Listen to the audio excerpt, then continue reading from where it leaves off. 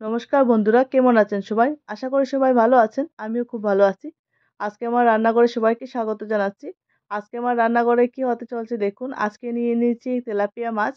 তো তেলাপিয়া মাছের একটা রেসিপি করব। তেলাপিয়া মাছের তেল ঝাল রান্না করব। খুবই টেস্টি হয় একটু মাছটা এবং অনেক রকমের রেসিপি করা হয়ে থাকে।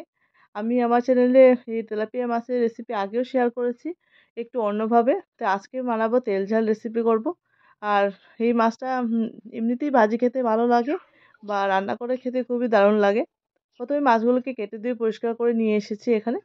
আর আমি এখানে 60টার মতো মাছ নিয়ে নিয়েছি।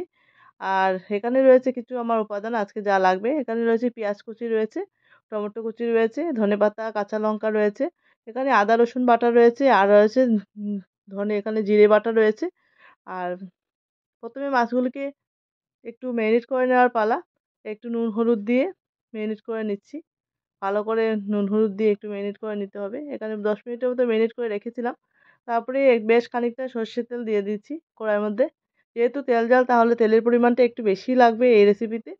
আর ভালো করে এটাকে এপিঠ ওপিঠ ফ্রাই করে নিতে হবে।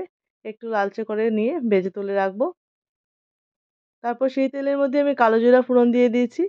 আর পেঁয়াজ কুচিগুলি দিয়ে দিলাম। আপনারা পেঁয়াজ কুচির পরিবর্তে পেঁয়াজ বাটাও দিতে পারেন। আর তারপর আমি 1 চামচ এখানে আদা রসুন বাটা দিয়ে দিয়েছি। আর এবার মশলা দিয়ে দিচ্ছি শুকনো মশলা। 1 চামচ নুন, 1 চামচ হলুদ, আর দিয়েছি ধনে 1 চামচ। আর এখানে টমেটো দিয়ে দিচ্ছি। আর জিরে বাটাও দিয়ে দিয়েছিলাম। সবশেষে দিয়েছি এখানে লঙ্কা বাটা। লঙ্কা বাটা 1 চামচের মতো দিয়ে দিয়েছি। দিয়ে ভালো করে মশলাটাকে একটু কষিয়ে নেব। যেহেতু লবণ দিয়েছি এখন টমেটোটা একটু জল ছাড়বে আর তারপর সামান্য একটু জল দিয়ে মশলাটাকে ভালো করে কষিয়ে নিতে হবে যাতে মশলা থেকে কাঁচা গন্ধটা চলে যায়। এই পর্যায়ে দেখতেই পাচ্ছেন আমি ঝোলের জন্য জল দিয়ে দিলাম। আর এবার মাছগুলিকে দিয়ে দেব। খুবই চটজলদি হয়ে যায় রেসিপিটা, একদম ইউনিক আর খুবই টেস্টি। আর এখানে আমি কাঁচা লঙ্কা ধনেপাতাও দিয়ে দিলাম সবশেষে। দিয়ে একটু সময় ঢাকা দিয়ে রেখে দিলাম। 5 মিনিট পর আমি রাখা খুলে দেখতেই পাচ্ছেন কতটা সুন্দর এবং পারফেক্টলি হয়ে গেছে।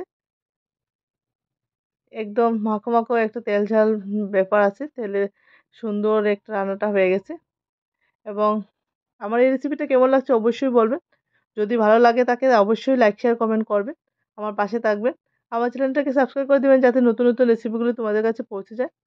তোমরা সকলেই ভালো থাকবে। ততক্ষণ ভালো থাকবে। Thank you. Thank you for watching.